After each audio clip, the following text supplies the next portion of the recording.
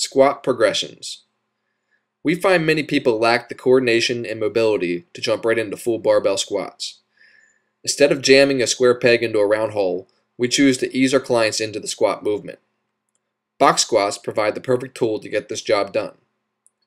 We set the height of the box to a point where an individual can safely squat down and back without poor mechanics.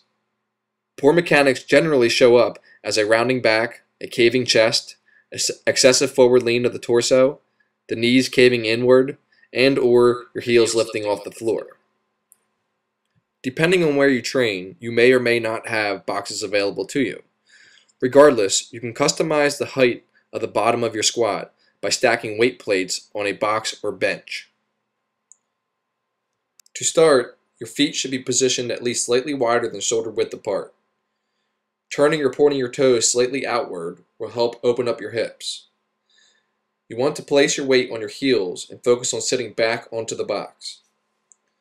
Some cues to keep in mind while squatting back include: sit back, not down.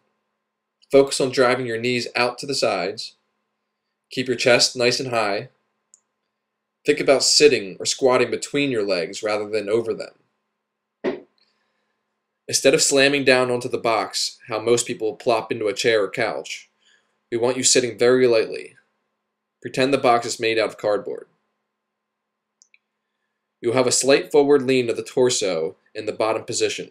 This is fine. To reverse the movement, drive your heels into the floor while pushing your knees out. Think about the movement of your hips more than the movement of your knees. Squeeze your glutes and thrust your hips forward until you are back to the starting position. As your level of comfort, mobility, and strength improve, you can gradually reduce the height of your box. It's important not to sacrifice form for depth though.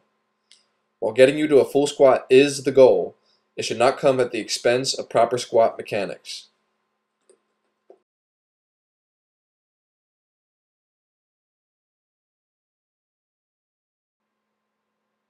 The final stage of progression will entail loading the box squat with external resistance. This resistance can come in many forms, including a weighted vest, kettlebells, barbells, and as we show here, dumbbells. Experiment with the grip that feels most comfortable to you. Do not forget about the cues we discussed earlier in the clip.